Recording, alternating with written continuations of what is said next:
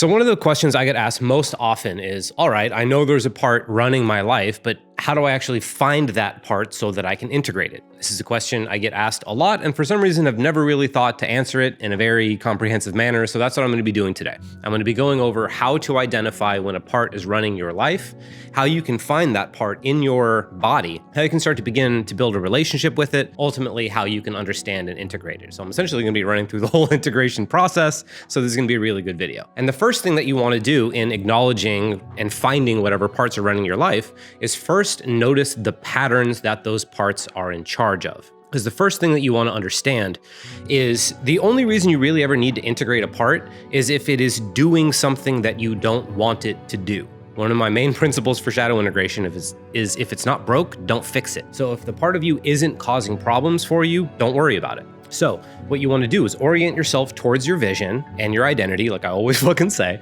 and then walk towards your vision, walk towards your identity as much as you possibly can, and then pay attention to the different patterns that come up to disrupt this process. And there's a few different kind of patterns that I want to point to. The easiest ones to notice are mental and emotional patterns. These are thoughts that you keep thinking that are getting in your way. These are emotions that you keep feeling that are getting in your way. Things like this are really easy to notice. And the next ones that you want to notice are like behavioral patterns, right? Like you know where you want to go, you know who you want to become, but you have these behavioral patterns that get in the way and have you do shit that you don't want to do. Like maybe sleep in too much, play too many video games, get distracted, scroll on the internet, whatever. Behavioral patterns are where you want to look next. And then the next one that is kind of harder to distinguish and differentiate is circumstantial patterns. Things like, oh, I keep getting into a relationship with the same kind of person, repeating the same kind of patterns. I keep getting the same kind of job with the same kind of boss, keep getting the same kind of friends, keep getting the same kind of whatever. And a general rule that I observe is, if it happens one time, it's a thing that happened. If it happens twice, it's interesting. If it happens 3 times, you can bet it's a pattern. And all patterns exist as a form to protect yourself.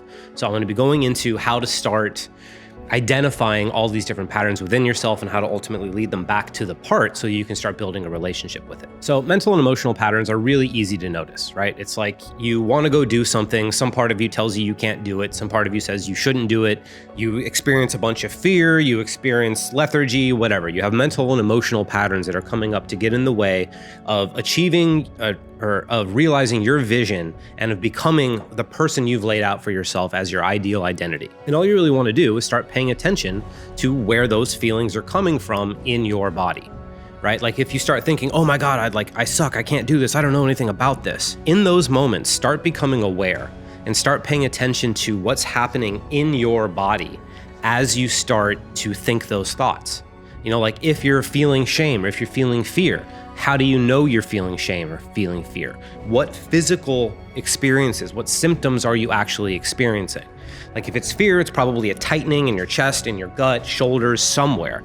Pay attention to where you're actually feeling the tightness or the constriction or the sunken down feeling or whatever. Pay attention to these thoughts and emotional patterns that are happening, but pay attention to where they're coming from in your body. There's this thing I call the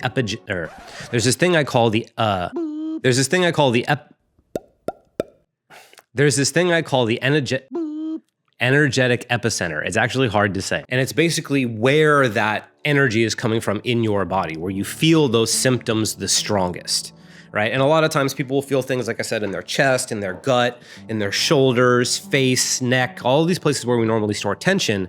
You'll start to notice certain symptoms, tightness, heaviness, whatever. Pay attention to where those are coming from in your body, where the epicenter is, and that's where the part of you lives.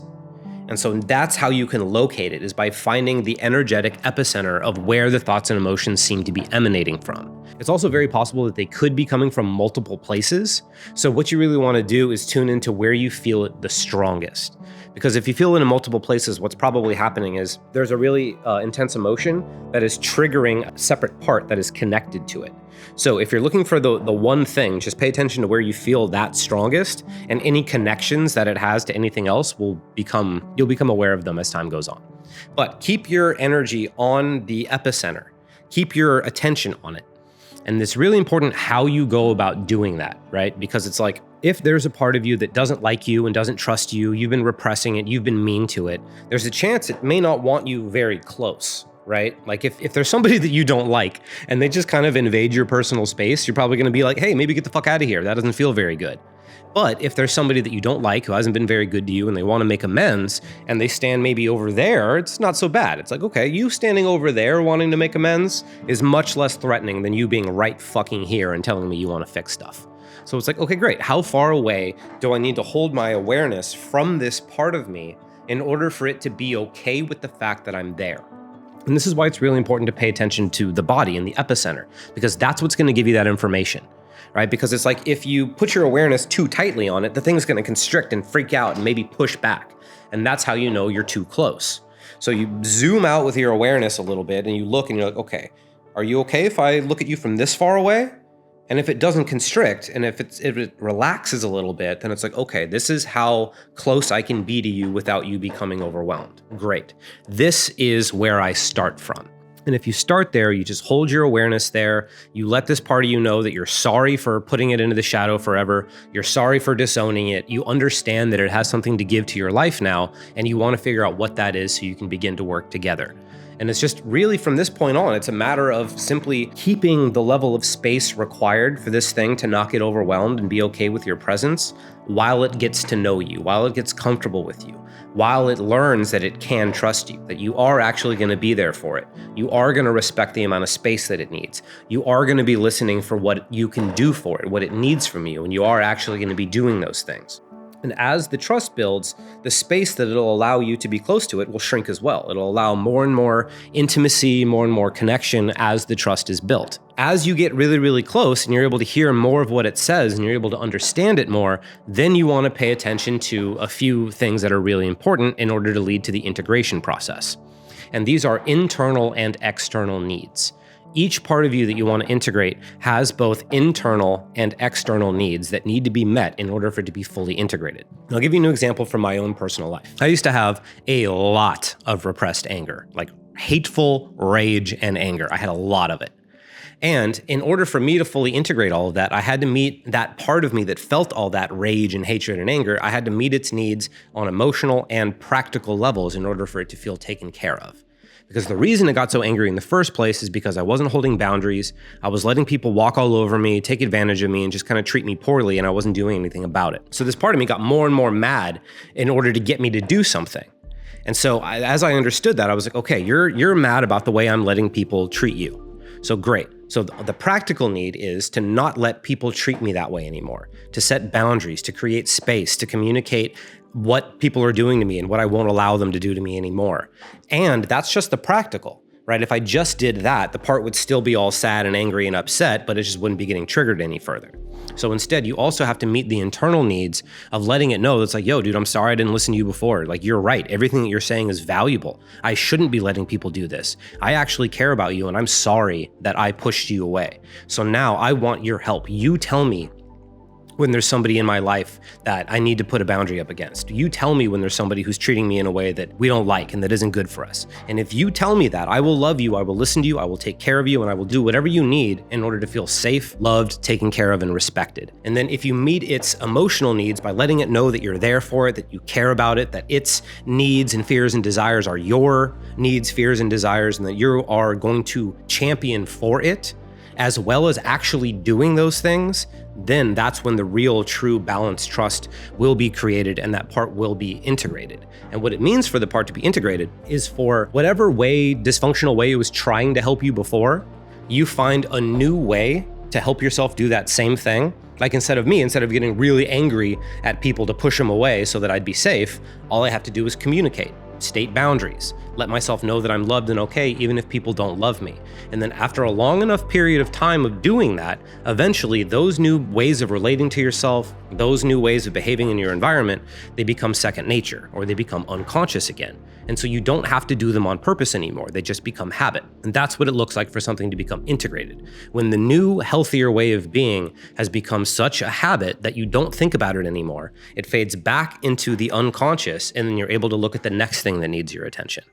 Right? So that's essentially the entire integration process, starting with just mental and emotional patterns. But there's still a whole bunch of other patterns you need to learn how to decipher as well, and so I'm going to go into what those are. So next we have behavioral patterns. And behavioral patterns are these things that you actually do that get in the way of realizing your vision or becoming the embodiment of your chosen identity, right? And a good example would be like, okay, it's like, oh, I want to go sit down and write this thing or accomplish this thing or whatever. But some part of your mind is like, actually, wouldn't you rather just like, I don't know, eat a bunch of shit food, play video games, watch Netflix, scroll on the internet? Wouldn't you rather do literally anything else? And you go, yeah, sure. I guess I kind of would rather play video games. And so like you leave the important things that need to get done, not getting done. And this is some part of your mind hijacking you and making you forget about what's really important and taking you somewhere else. And it's important to know that this, again, is an expression of essentially dysfunctional self-care, right? It's like whatever you've decided to do, whatever you've set your sights on, some part of you is afraid of that. It thinks you're going to get hurt. It thinks it's going to make you feel feelings you don't want to feel. It thinks it's going to put you in situations you don't want to be in and all kinds of things. So it's like if you do this big thing, either maybe you'll fail, or maybe you'll succeed and people will hate you, or whatever it is afraid of, so it doesn't want you to do that thing. So then it's just a matter of being like, okay, because you won't necessarily be able to hear the thoughts if all you're seeing is a pattern. So if all you're seeing is a pattern, the way to distinguish the thoughts, which is really kind of interesting, is to figure out how you feel after the pattern has taken place. And this is because patterns are cyclical. If you have done something that makes you feel like a piece of shit, it was probably the belief that you are a piece of shit that caused you to do that thing in the first place. And this is because your mind is interested in keeping you in a worldview that it understands.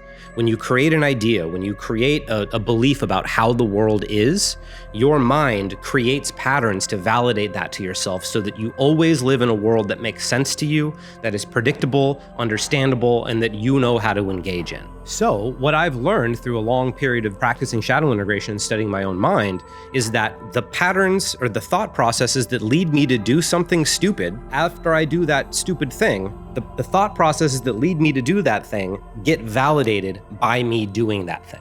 So if I do something and I'm like, God, I feel like such an idiot for doing that, it was probably the belief that I was an idiot that caused me to do it in the first place so that it could perpetuate itself. So then once you can identify the beliefs that are running your patterns, which is easy to do by figuring out how you feel as a result of having done the thing, then you just repeat the steps I said before. It's like, cool, I found the thought. I did this thing because I think I'm stupid. Great. So let me say the words, I'm stupid, see where they resonate in my body, find the energetic epicenter, and repeat the entire process I gave you in the first bit.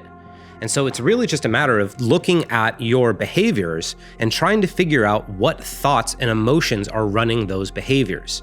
What feelings do you get to avoid by avoiding that thing? What circumstances do you get to avoid by avoiding that thing? And if you can start to answer those types of questions, you'll get a good idea as to what kind of thoughts and emotions are running your process.